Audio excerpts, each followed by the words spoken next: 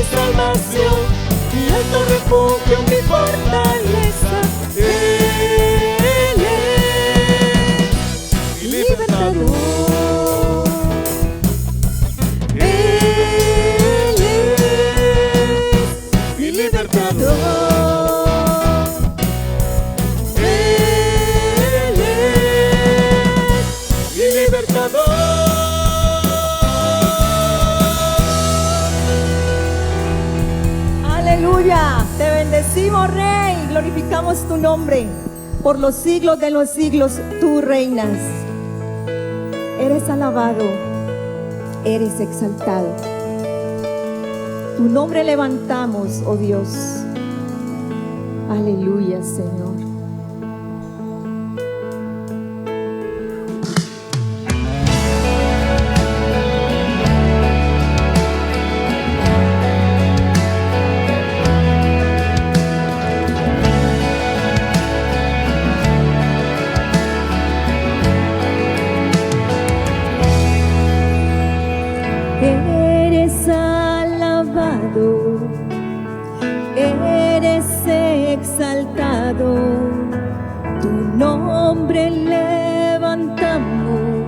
Aleluya, aleluya, eres adorado, te glorificamos, tu nombre levantamos, aleluya.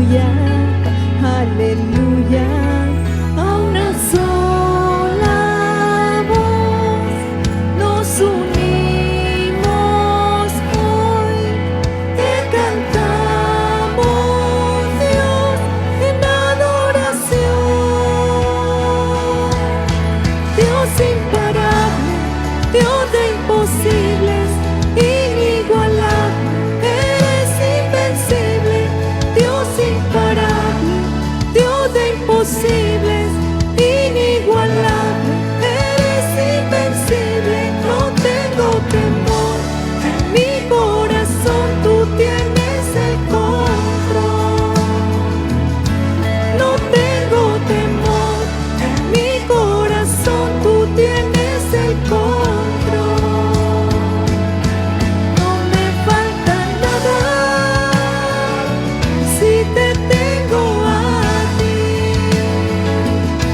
No me falta nada si te tengo a ti.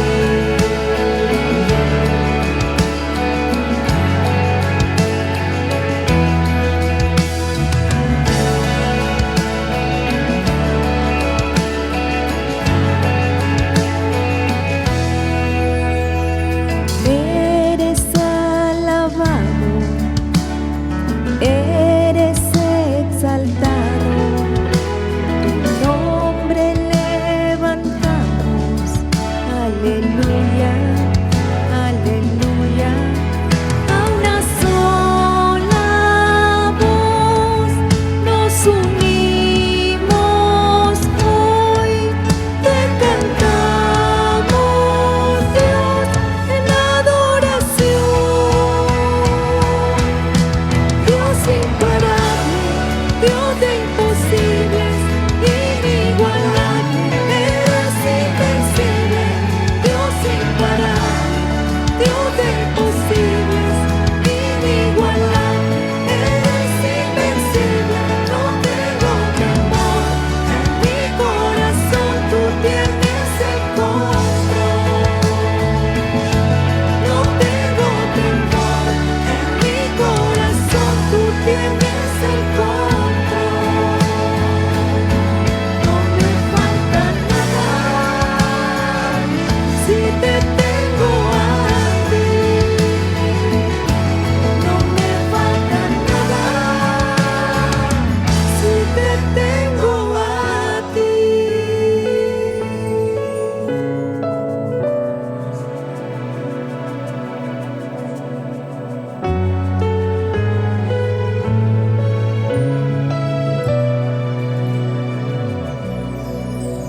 Y yo sé que Él va conmigo, va por mí. Y quien a mis enemigos hace huir. Y yo sé que Él va conmigo, va por mí.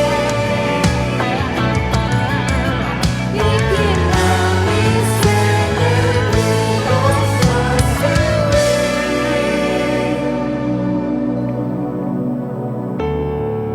Sí, Señor, gracias. Gracias, bendito Dios, porque tú siempre estás de nuestro lado, Rey. Porque tú nos amas, Señor, con amor eterno, Padre. Porque tú deseas lo mejor para cada uno de nosotros, Dios.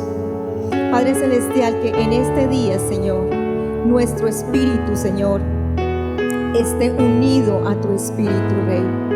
Ministra nuestras vidas, Señor, a través de tu palabra, Dios eterno. Sigue hablando, sigue transformando todo nuestro ser. En el nombre poderoso de Cristo Jesús. Amén y amén.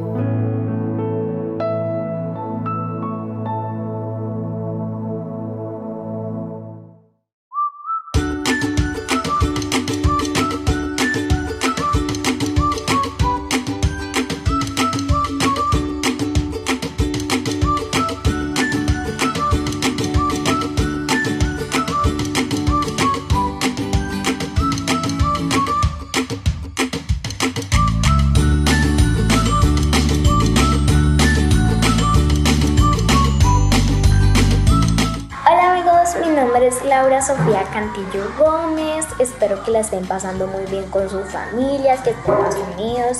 Espero que la estén pasando muy bien estos días. Espero que se estén cuidando mucho. Bueno, entonces vamos a comenzar a orar y a darle gracias a Papá Dios. Gracias, Dios, por la comida, por la salud, por la familia que nos apoya, que nos quiere, que nos ama, que nos cuida, Señor.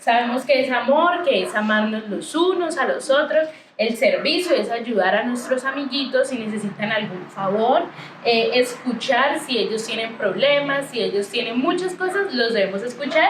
Y la tolerancia, tolerar todo lo de ellos. Bueno, sabemos que Dios es nuestro mejor amigo y tenemos una amistad con Él. Y Dios abarca todo lo que tenga que ver con la amistad. Tiene todas las características. Dios nos ama, Dios nos cuida, Dios nos escucha. Dios siempre va a estar para nosotros.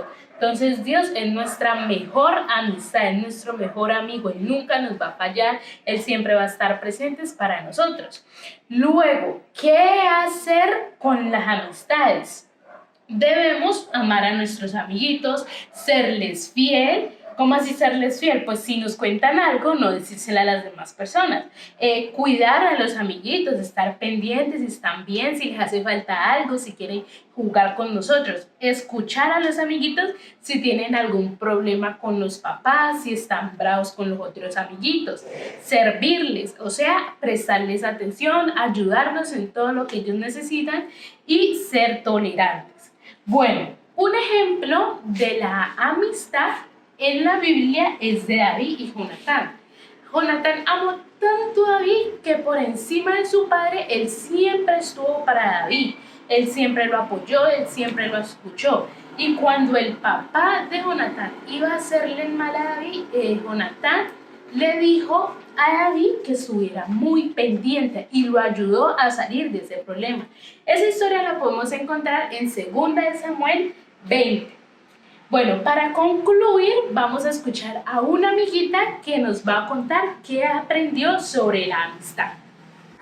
Proverbios 17:17. Todo el tiempo ama al amigo y es como un hermano en tiempo de angustia. Proverbios 17:17.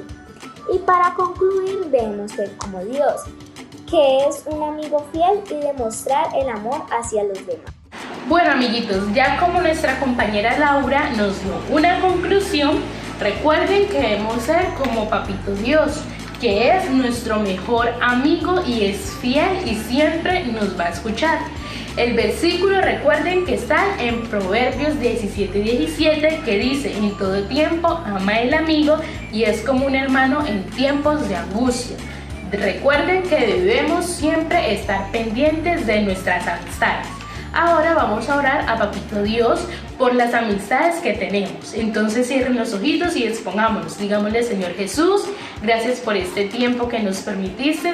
Gracias, Señor, porque aprendimos algo nuevo. Ayúdanos, Dios, a ser como tú, que eres nuestro mejor amigo. Ayúdanos, Dios, a repartir tu amor a nuestros amiguitos. En el nombre de Jesús, amén. Entonces, niños, así finalizamos. Espero que se encuentren muy bien y nos vemos en la próxima. ¡Chao! Uy, Dipper, ¿qué vas a cantar ahora? Vamos a cantar. Yo tengo un amigo que me ama. ¿A mí también me ama? Claro que sí. Vamos a cantar todos juntos. ¡Qué bueno! ¡Dale, vamos, vamos! ¡Dale, cantemos!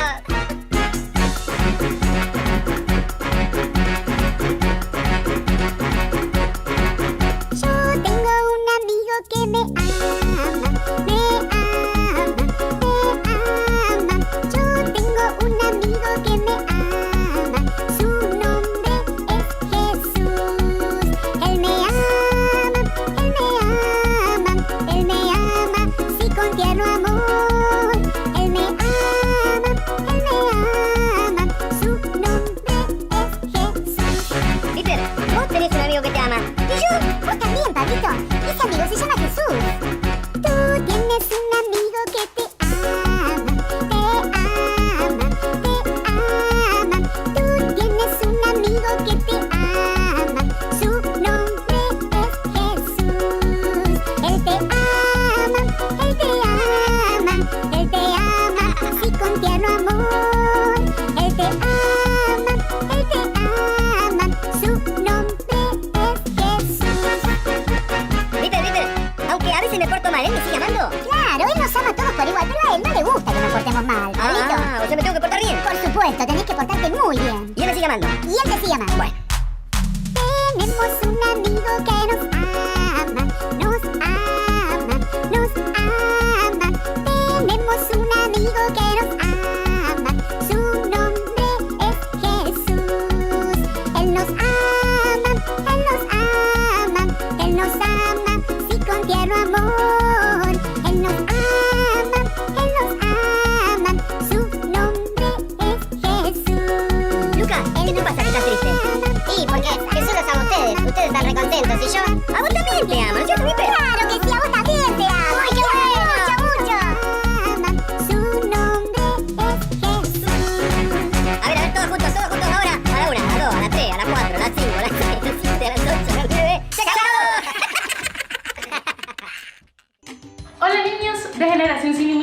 para el 29 de agosto les voy a hacer una gran invitación. Vamos a necesitar unos implementos y los implementos son 2 rollitos de papel higiénico, crema o colbón de su preferencia, cartulina o papel de colores como ustedes quieran, colores de todos y marcadores. No se lo pierdan, la información se las estaremos dando a sus papitos. Nos vemos el 29 de agosto. ¡Chao!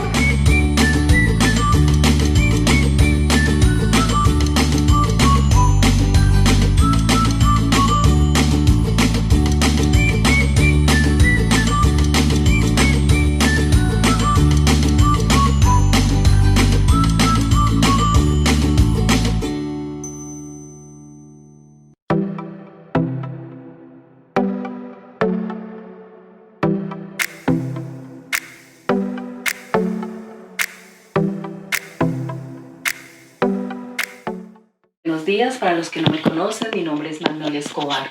Estoy aquí para darle las gracias primeramente a Dios, darle la gloria y la honra a Dios. Segundo, a los pastores, a la congregación, a todas aquellas personas que oraron por mí y me apoyaron en sus oraciones y estuvieron muy pendientes. Les agradezco muchísimo. Quiero contarles mi testimonio, primeramente porque los milagros son para contarlos. Quiero contarles que el 24 de febrero estuve en una cirugía, me hicieron una histerectomía total, donde al quitar el útero dañan la vejiga. Resulta que 15 días después me doy cuenta de que a mí se me filtraba la orina, me quitan la sonda y la orina seguía derecho. No me daba cuenta en qué momento yo me orinaba. Resulta que el médico me dice que tengo que volver a una segunda cirugía. La verdad que la segunda cirugía fue muy delicada, muy complicada, fue una cirugía de 2 horas, donde los médicos se dan cuenta que la membrana de la vejiga está muy deteriorada. Ellos hacen su cirugía y todo, pero no había seguridad de que yo quedara bien, debido a que la membrana estaba ya muy deteriorada, por el tanto tiempo el útero reposado allí en la vejiga. Hermanos, para la gloria y la honra de Dios, les cuento de que un mes después me retiran la sonda y se dan cuenta de que los tejidos de la vejiga están nuevos. Toda mi vejiga está reconstruida. Gracias al Señor, todo selló y en este momento estoy completamente sana. No hay filtración de orina por ningún lado. La gloria y la honra es para Dios. Oramos mucho por eso. Creímos en su palabra, creemos en sus promesas y esto es mi testimonio. Muchas gracias a todos porque la verdad fueron 6 meses muy duros, postrados en una cama, con sonda. Estuve con mucho dolor, con infecciones, con bacterias, pero siempre, siempre de la mano de Dios. Dios nunca me desamparó, Dios me dio la fuerza y me dio mucha fortaleza para salir de esta crisis.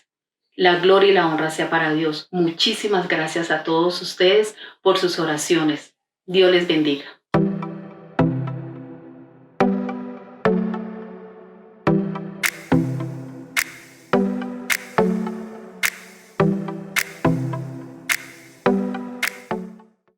Hola, muy buenos días Iglesia, bienvenidos una vez más a Iglesia en Casa, este espacio de la lectura de la Palabra de Dios. Damos un saludo a las personas que se conectan desde otras ciudades, desde otros países, sean todos bienvenidos. Hoy vamos a leer Salmos 47, así que usted por favor vaya por su familia, por su Biblia para que juntos leamos este hermoso pasaje. Salmos 47, versículo 1. Pueblos todos, batid las manos, aclamad a Dios con voz de júbilo, porque Jehová el Altísimo es temible, Rey grande sobre toda la tierra. Él someterá a los pueblos debajo de nosotros y a las naciones debajo de nuestros pies. Él nos elegirá nuestras heredades, la hermosura de Jacob al cual amó. Subió Dios con júbilo, Jehová con sonido de trompeta. Cantad a Dios, cantad, cantad a nuestro Rey, cantad, porque Dios es el Rey de toda la tierra. Cantad con inteligencia. Reinó Dios sobre todas las naciones, se sentó Dios sobre su santo trono. Los príncipes de los pueblos se reunieron como pueblo del Dios de Abraham, porque de Dios son los escudos de la tierra. Él es muy exaltado. Amén. Quisiera, por favor, hermano, que usted nos compartiera ese versículo con el cual Dios le habló o con el cual usted se sintió identificado. Quisiera que leyéramos nuevamente el versículo número 7, dice: porque Dios es el Rey de toda la tierra. Cantad con inteligencia. Amén. Hermanos, espero que esta palabra haya llegado a nuestros corazones y que de esto podamos dar fruto, que en nuestra alabanza podamos glorificar a Dios, al Rey de toda la tierra. Espero también nos siga en las redes sociales, en YouTube y Facebook estamos como UMEC La Floresta Cali. En Instagram estamos como UMEC Casa de Oración. Ahí estaremos subiendo contenido todos los días para que usted pueda compartir con otras personas y estas puedan conocer de Dios. Acabamos el reto de 21 días de adoración. Está en el canal de YouTube por si usted se perdió algún capítulo o si lo quiere ver nuevamente. Ahí está todos los videos para que usted lo pueda ver y también lo pueda compartir. Hermanos, que Dios les continúe bendiciendo.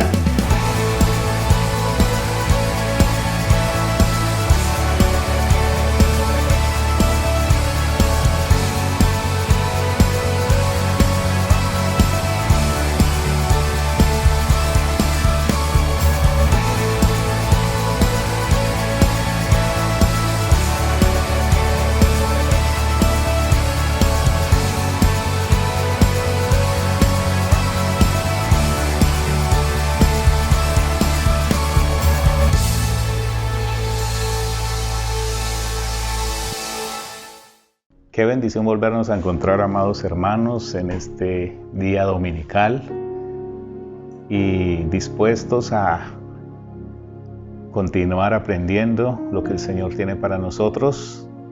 Recuerden que estamos en este tema que para muchos de pronto fue complejo, no saber qué significaría, pero ya vamos identificando. Por ejemplo, ¿qué es? Es que el Señor nos llama a que tomemos en cuenta lo que caminó, lo que trabajó a través del pueblo de Israel y que esa experiencia sea para nosotros un espejo, sea para nosotros un referente. En este día quiero entonces retomar este precioso tema, avanzar e ir desarrollando algunas cosas que son muy importantes.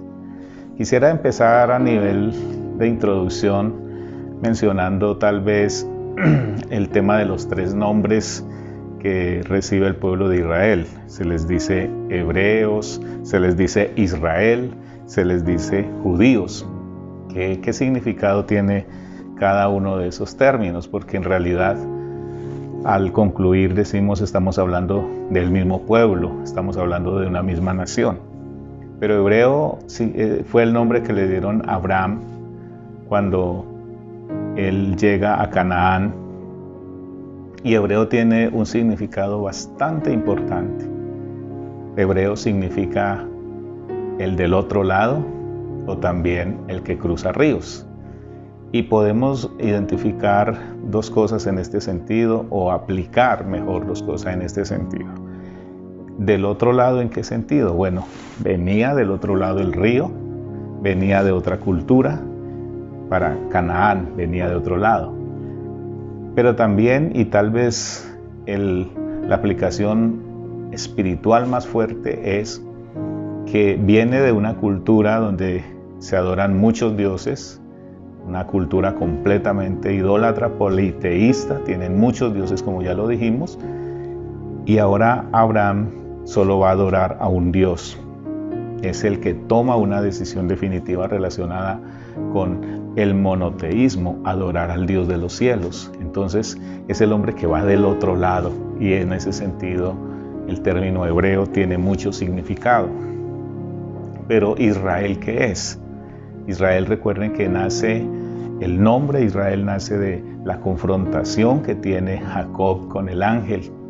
Y la palabra de Dios dice que entonces, cuando rayaba el alba, Jacob estaba prendido del muslo del ángel, y el ángel le decía: suéltame porque raya el alba.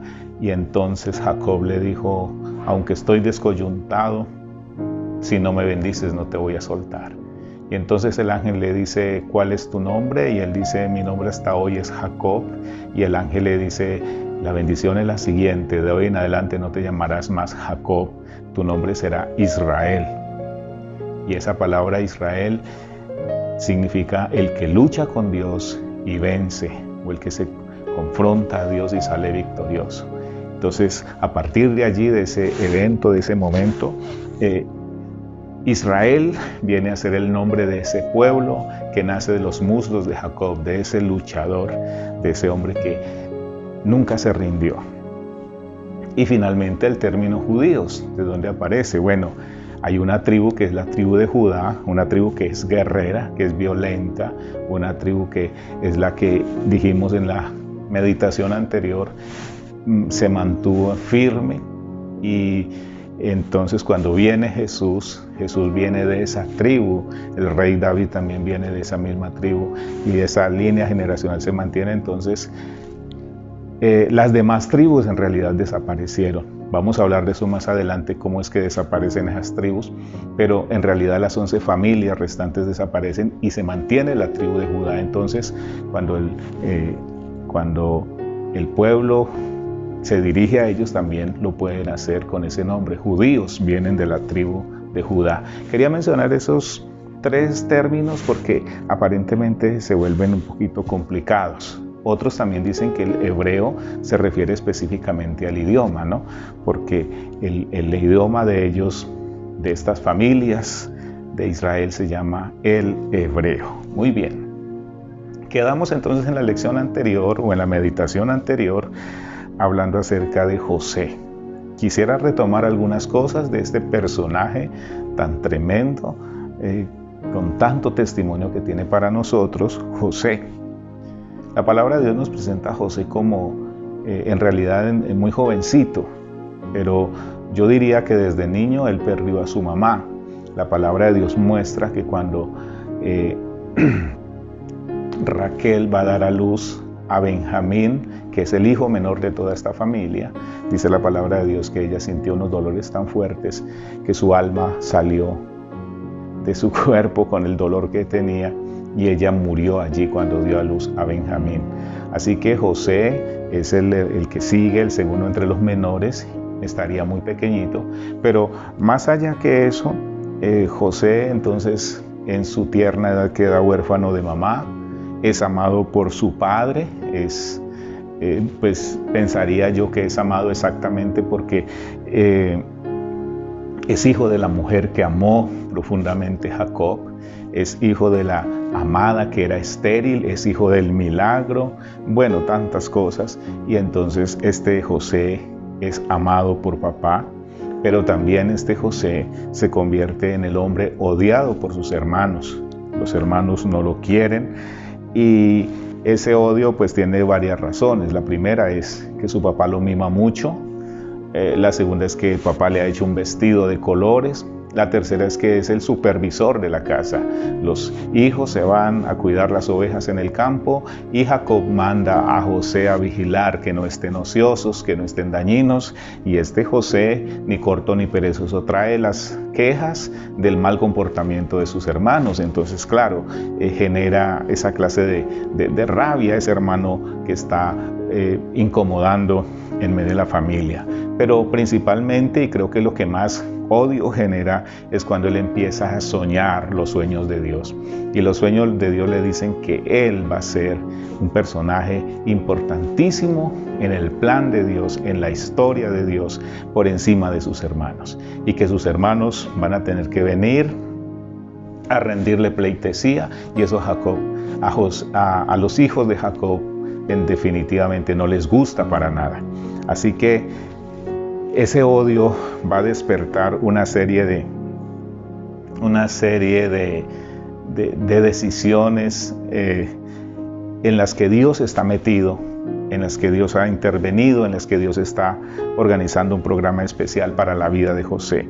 Entonces está el odio de los hermanos, salen cuando José va a hacer una de esas supervisiones, lo cogen, lo meten a la cisterna para que se muera. Después lo sacan de la cisterna, lo venden a los ismaelitas que cruzan hacia Egipto. Los ismaelitas llegan a Egipto y lo negocian y también lo venden. Termina en la casa del faraón bajo la orden del oficial de Potifar. Y allí, por la manera como esta mujer lo seduce, lo persigue, termina en la cárcel. Y entonces dice la palabra de Dios que allí permaneció 2 años. Quisiera aquí hacer un pare y que miremos un poquito Génesis capítulo 37, porque quiero mostrar algo que va a ser muy importante para nosotros en este recorrido que estamos haciendo. En el capítulo 37 de Génesis dice la palabra de Dios así: habitó Jacob en la tierra donde había morado su padre, en la tierra de Canaán. Esta es la historia de la familia de Jacob. José, siendo de edad de 17 años, apacentaba las ovejas con sus hermanos, y el joven estaba con los hijos de Bila y con los hijos de Silpa, mujeres de su padre, e informaba José a su padre la mala fama de ellos. ¿Cuántos años tenía? 17 años. Es decir, el programa de Dios con este muchacho empieza en su adolescencia. Imagínense un muchacho de 17 años ya de alguna manera entrando fuertemente en el plan de Dios. Y miremos en el capítulo 41 y versículo 46, capítulo 41, versículo 46, dice así: era José de edad de 30 años cuando fue presentado delante de Faraón, rey de Egipto, y salió José de delante de Faraón y recorrió toda la tierra de Egipto.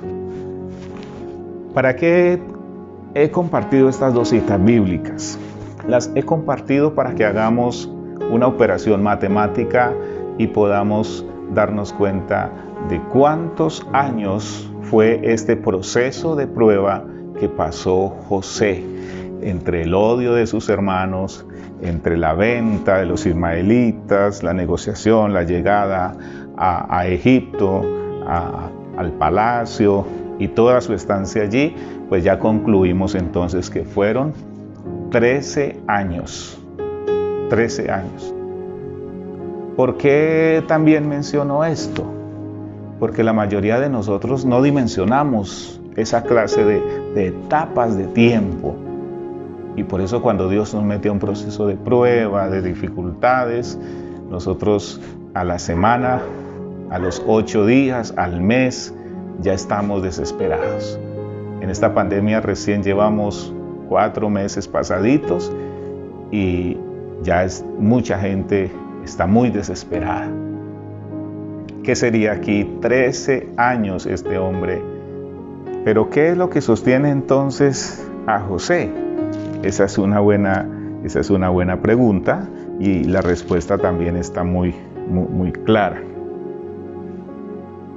En el capítulo 45, José le dice a sus hermanos, cuando ellos llegan y lo reconocen, capítulo 45, versículo 5 dice: José le dice a sus hermanos: ahora pues, no os entristezcáis, ni os pese de haberme vendido acá, porque para preservación de vida me envió Dios delante de vosotros. ¿Cómo les parece entonces lo que José está diciéndole a sus hermanos? Está diciéndoles a ellos: no se preocupen, no fue ustedes, aquí había un plan de Dios. Yo he pasado penurias, yo he pasado muchos dolores, yo he pasado muchas angustias, me he sentido olvidado como allá en la cárcel que le reveló el sueño a 2, de esos carceleros y le dijo al que saldría libre y volvería a ser ascendido a su cargo, le dijo: cuando estés allá acuérdate de mí, y ese hombre se olvidó 2 años de él. Entonces en el capítulo 50 volvemos a encontrar a José, y lo que quiero mostrar aquí también es que José no se deja amargar. José no deja que su corazón se llene de amarguras, como dice el libro de Hebreos, que brotan raíces de amargura por cuando vienen las dificultades, los inconvenientes. En el capítulo 50, versículo 20, voy a leer desde el versículo 19, dice: y le respondió José: no temáis, ¿acaso estoy yo en lugar de Dios? Es decir, todo esto lo ha hecho Dios. Yo he caminado en sus planes, yo he caminado un día a la vez con Él. Qué tremendo esto. Y en el versículo 20 dice: vosotros pensasteis mal contra mí, mas Dios lo encaminó a bien. Esto es importantísimo. Los hermanos pensaron matarlo, dejarlo en el foso, en ese cepo. Luego pensaron que se desharían de él vendiéndolo a los ismaelitas, y dijeron: ya este hombre no existe. Mas Dios lo encaminó para bien, para hacer lo que vemos hoy, para mantener en vida a mucho pueblo. Aquí tenemos a un gran hombre que entiende que cuando estamos en la mano de Dios, ahí otra vez Pablo nos va a decir: los que aman a Dios, todas las cosas ayudan para bien. ¿Cómo estamos pasando este momento? ¿Qué has pensado en estos tiempos de dificultad? ¿Cómo has reaccionado? Pregunto algo más: ¿cómo has visto a Dios moverse en todo esto? ¿Cómo prevés que al pasar esta eventualidad van a ser las cosas con Dios? ¿Seguiremos siendo iguales? ¿Nos dejaremos llevar por el desánimo? ¿Seguiremos siendo los mismos cristianos descuidados, conformistas, desinteresados por el reino de Dios? ¿Qué va a pasar? Creemos que esto fue algo que hicieron en la China, que se lo inventaron en los laboratorios y que entonces esto está haciendo daño a todo el mundo, o creemos que detrás de todo esto está Dios y que Dios está permitiendo esto para hacer algo en su reino, para hacer algo a través de su iglesia. La pregunta ahora es: ¿qué es lo que Dios quiere hacer? Entonces en José encontramos esas cosas preciosas. 13 años pasando tremendo sufrimiento. Entonces la historia de José para nosotros debería ser 3 cosas. Uno, es una historia de la guía de Dios. Lo que José nos está diciendo es: mi historia está siendo escrita por Dios. Yo solamente soy un instrumento en sus manos. Y yo me atrevería a decir que hubieran podido ser no solo 13 años, pudieran haber sido 20, 25 o más años. Y estoy casi convencido que José los habría resistido, porque nunca lo encontramos a él renegando. Tal vez muchas noches lo pensó, pero siempre en todo puso a Dios. Otra cosa que aprendemos de esta historia de José es que allí vemos cómo el sufrimiento, el dolor, purifica nuestras vidas para ser mejores. O nos echamos a perder, o nos purificamos, somos mejores para Dios. Y también vemos que esta historia cambió a José, no solamente a José, sino también cambió a sus hermanos. Ellos, cuando vieron el sueño y decía que las espigas se inclinaban hacia una que era él, ellos dijeron: imposible, nosotros jamás. Aquí lo encontramos en el capítulo 50, pidiéndole perdón. José, perdónanos porque sabemos que hicimos mal. Muy bien, entonces hasta aquí estamos como engranando esta historia, porque vamos a llegar entonces a otra experiencia en la que nos vamos a quedar hoy, pero esto va a ser temporal, y es el tema de la esclavitud y la opresión. El pueblo de Israel va a llegar a una experiencia de esclavitud y una experiencia de opresión. Dice la palabra de Dios que Egipto era el imperio mundial en esa antigüedad. Era el imperio que decía qué se hacía y qué no se hacía. Y Canaán, que era la tierra donde estaba Jacob con sus hijos, eran dependientes de ese imperio que estaba establecido para este tiempo. Hoy vemos solo ruinas, pero en su momento eso debe haber sido una cosa impresionante lo que había en Egipto. Allí llegó José, pero luego allí llega la familia de José.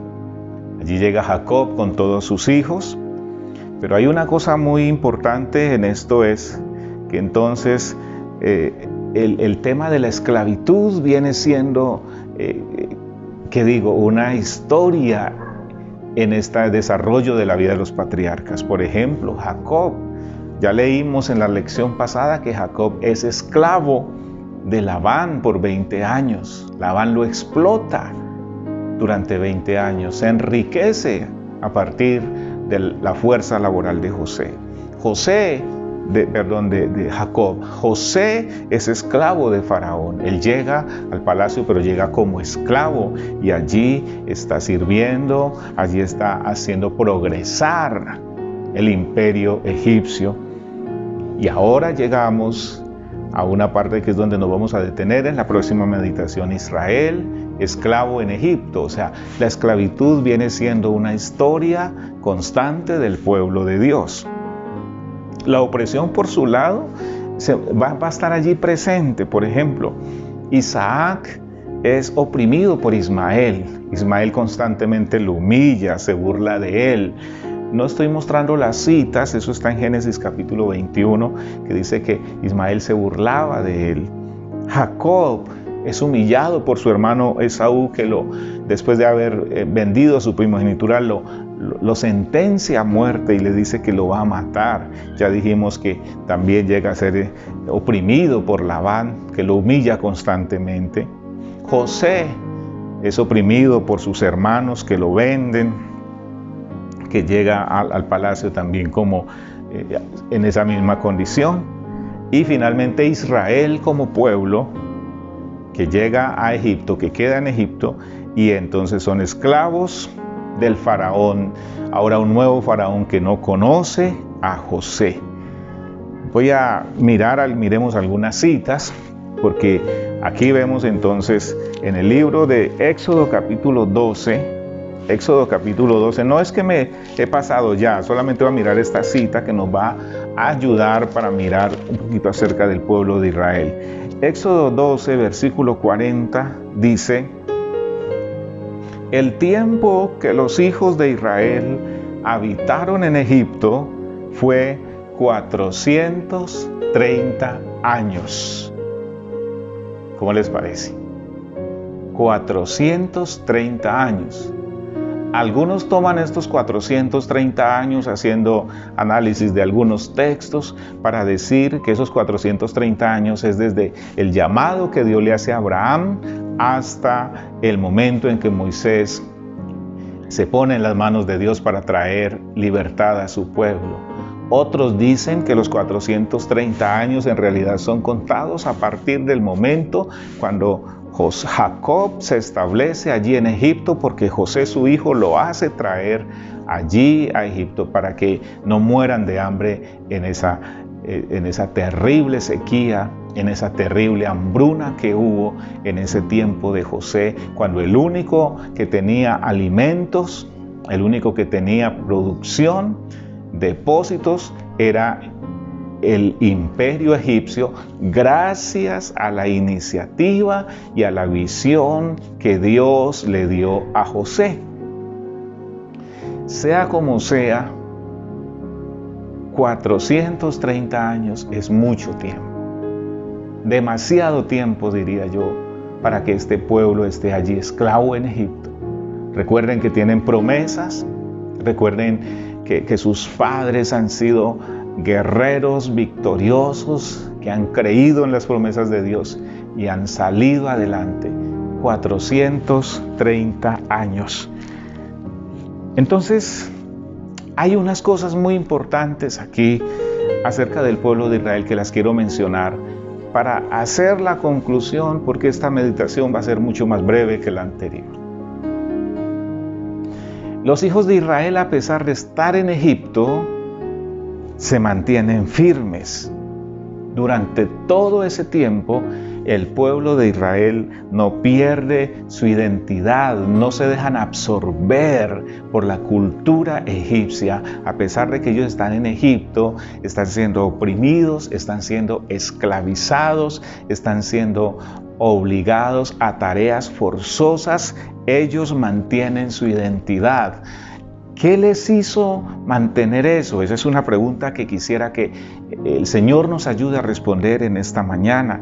Su ideología, fundamentada en las promesas que Dios hizo a sus padres, allí se mantienen, y su forma de ser.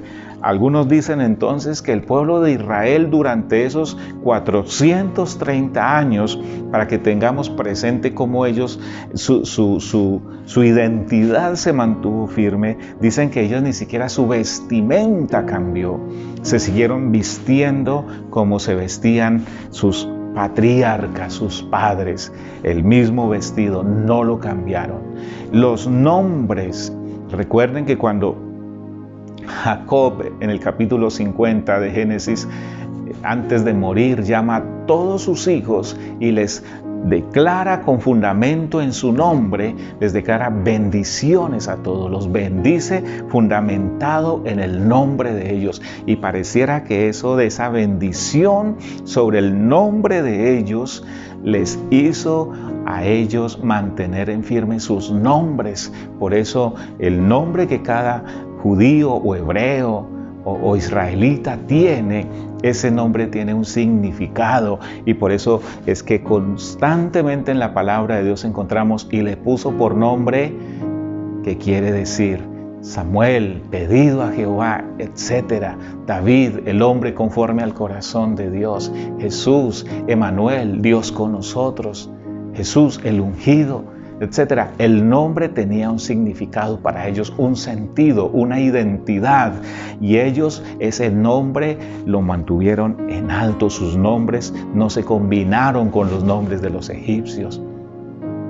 Qué interesante eso. Y finalmente su idioma lo mantuvieron, el idioma de los hebreos no cambió, eso se mantuvo firme. Y una cosa más que se mantuvo, yo diría, presente en ellos todo el tiempo, eran las promesas de Dios. Y muy a pesar de que este pueblo estaba siendo esclavo, muy a pesar de que este pueblo estaba sufriendo en Egipto, yo quiero que me acompañen y leamos el capítulo 1, parte del capítulo 1 del libro de Éxodo, porque allí vamos a ver al pueblo de Israel empezando a mover los fundamentos del imperio egipcio, empezando a traer terror es la palabra, al imperio egipcio. Dice la palabra de Dios en Éxodo capítulo 1, estos son los nombres de los hijos de Israel que entraron en Egipto con Jacob. Y empieza a mencionarlos, en total son 70. Así empezó esta familia. Cuando José hace traer a su papá, a sus hermanos, para que no mueran de hambre en Canaán, los trae a Egipto, entran 70. Y allí están los nombres entre el versículo 4, versículo 3. Versículo 7 dice, y los hijos de Israel fructificaron, se multiplicaron y fueron aumentados y fortalecidos en extremo, y se llenó de ellos la tierra. Se llenó de ellos la tierra. Egipto.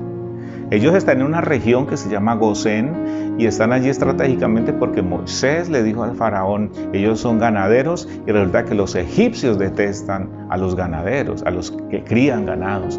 Entonces eso los favoreció y el faraón les asignó la tierra de Gosén para que vivieran solitos en esa región. Versículo 8, entre tanto se levantó sobre Egipto un nuevo rey que no conocía a José, pues han pasado 430 años, y dijo a su pueblo: he aquí el pueblo de los hijos de Israel es mayor y más fuerte que nosotros. Ahora pues seamos sabios para con él, para que no se multiplique y acontezca que viniendo guerra, él también se una a nuestros enemigos y pelee contra nosotros y se vaya de la tierra. ¿Por qué tiene miedo que se vaya de la tierra?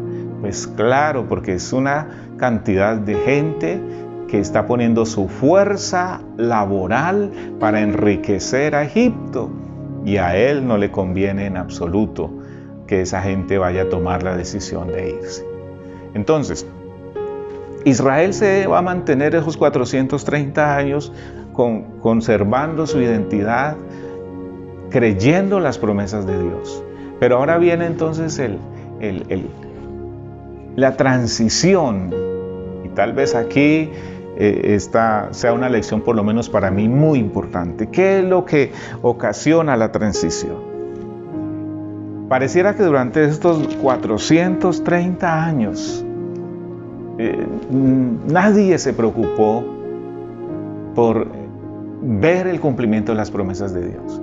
Dios les había prometido la tierra de Canaán, Dios les había dicho que esa tierra era para ellos. Pero ellos están en Egipto, están siendo esclavos, están conservando estas cosas que dije, pero a la vez no están con la intención de salir de allí. Entonces Dios despierta a Moisés, o Dios levanta a Moisés. Abraham, solito con su esposa, lo levanta con una promesa.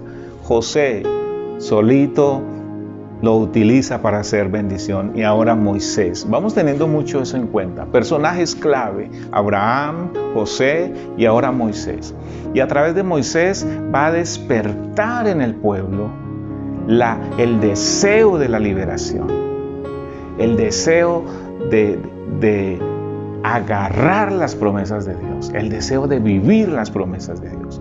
Y ahora, ¿cómo expresa el pueblo su deseo? Y con esto vamos a cerrar. El pueblo expresa su deseo, dice capítulo 2, versículo 23. Aconteció que después de muchos días murió el rey de Egipto, y los hijos de Israel gemían a causa de la servidumbre y clamaron. Y subió a Dios el clamor de ellos con motivo de su servidumbre.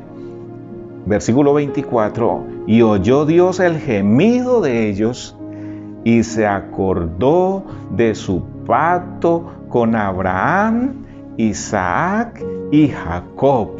Y miró Dios a los hijos de Israel, y lo reconoció Dios. ¿Qué es lo que va a empezar a mover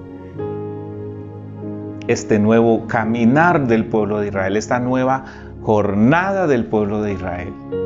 Pues hermanos, el versículo nos está mostrando el clamor de un pueblo, el clamor de un pueblo que está cansado de la humillación, que está cansado de servir y de enriquecer a un imperio, y que tienen promesa de Dios que ellos serán herederos de una tierra. Y entonces la servidumbre que el faraón intensificó contra ellos fue el motivo para que ellos acudan a Dios. Y entonces aquí empezamos a ver a Dios actuar. ¿Qué hace Dios? Llama a un hombre, a Moisés, y entonces en el capítulo 3, versículo 9, voy a pasar allí porque luego vamos a retomar. El versículo 9 dice: Dios le dice a Moisés: el clamor pues de los hijos de Israel ha venido delante de mí, y también he visto la opresión con que los egipcios los oprimen. Y entonces le dice a Moisés, Dios le dice a Moisés: te he escogido a ti para que seas mi siervo, y contigo voy a traer libertad a este pueblo. Amados hermanos, ¿qué ejemplo tenemos allí? Bueno, muchos ejemplos. Yo voy a mencionar tal vez 3. El primer ejemplo, la confianza de José en Dios en medio de las peores angustias que pueda vivir. Él le dice a sus hermanos, Dios encaminó todo esto. Dios organizó todo esto para llevarnos a bien como familia. Bendito el nombre del Señor. ¿Qué otra lección aprendemos de aquí? Aprendemos, hermanos, el tema de mantener nuestra identidad cristiana. Todos los movimientos que se están organizando, y esto no solo en América Latina, sino que este es un movimiento global, todo el movimiento de sacar la palabra de Dios de las escuelas, de las familias, de la sociedad en términos generales. Todo el programa, hermanos, de que nuestros hijos ya no sean hijos de nosotros como padres, sino que sean hijos del Estado y Él sea el que organiza la disciplina para ellos. Ya los hijos no pueden ser castigados por papá y mamá, porque papá y mamá no saben cómo hacerlo. El Estado está tomando y quiere imponer su identidad, y allí viene la diversidad de género, y todas estas cosas son movimientos para de alguna manera intentar que también la iglesia pierda su identidad. Ahí está el ejemplo. El pueblo de Israel nunca, en las peores condiciones, perdió su identidad. Y número 3, un ejemplo tremendo. Cuando podemos estar en las peores de las circunstancias, podemos estar en las peores de las servidumbres, como estaba el pueblo de Israel en Egipto. Habían perdido, o mejor, Egipto había tomado tanto el control que hasta los niños los mataban. ¿Cómo les parece? Para que esa sociedad israelita, esa comunidad hebrea no se multiplicara más, control de natalidad. Todo eso llevó al pueblo de Israel a una cosa tremenda, a clamar a Dios. Clamar a Dios. Estamos viendo difícil la situación, hermanos. Estamos viendo que esto se está saliendo de las manos. Ejemplo, clamemos a Dios. Es tiempo de volver, de aprender de este pueblo que clama a Dios, y dice la palabra de Dios que entonces Dios se acordó de ellos.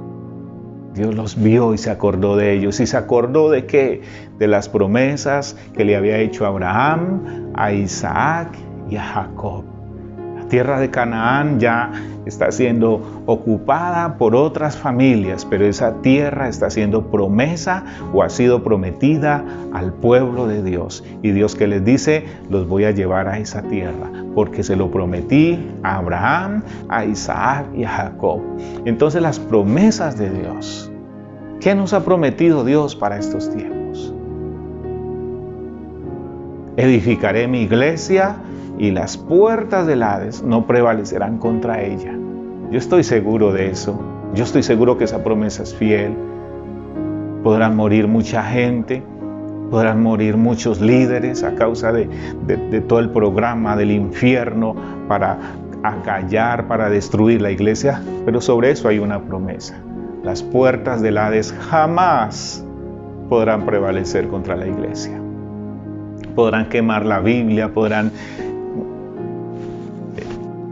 prohibirla, podrán hacer lo que sea. Pero ¿qué dice? Que esa palabra permanece para siempre. Hermanos, acojámonos a estas promesas para estos tiempos. Recibamos esos ejemplos sencillos que estamos viendo. Estos ejemplos de vida que en su momento se hacen muy difíciles, pero que con la mano y con la ayuda de Dios a nuestro lado, nosotros podemos salir adelante. Israel es nuestro ejemplo, Israel es nuestro espejo. si ellos vieron la gloria de Dios, vieron la mano de Dios, entonces Dios nos está diciendo hoy a nosotros, tomen ese ejemplo y crean que yo estoy metido en esta historia. Tomen ese ejemplo y crean que yo estoy llevando cada circunstancia personal, familiar, nacional y aún internacional, porque de Jehová es la tierra y su plenitud. Vamos a orar al Señor en esta mañana y digámosle: Señor, gracias. Gracias porque hoy nos estás llamando a mantener nuestra vista fija en Dios. Nos estás diciendo, Señor, que tus promesas son fieles y verdaderas. Nos estás diciendo, Señor, que tú vas a permitir momentos críticos en la vida de las personas, de las familias, de la iglesia, pero que todo eso será para que nosotros aprendamos a responder apropiadamente y que tú vas a sacarnos a bien. Señor, este es un tiempo para clamar. Tenemos un ejemplo del pueblo de Israel. Cuando clamó a Dios, Dios los escuchó. Cuando clamó a Dios, Dios los escuchó. Y yo creo que en estos días es tiempo de clamar a Dios. Y yo creo que en estos días los oídos del Señor están atentos a la oración de su pueblo. Y cuando el pueblo se una para clamar con un corazón sincero, con un corazón apropiado, que no sea egoísta, que no sea soberbio, que sea un corazón abierto a los pies del Señor, yo sé que tú vas a intervenir, Señor. La gloria sea para ti, la alabanza sea para ti, Señor. En el nombre precioso de Cristo Jesús. Amén y amén. No olviden que ahorita vamos a pasar al Facebook y allí vamos a tener una conversación, un poquito de muchas cosas, algunos anuncios que queremos darles.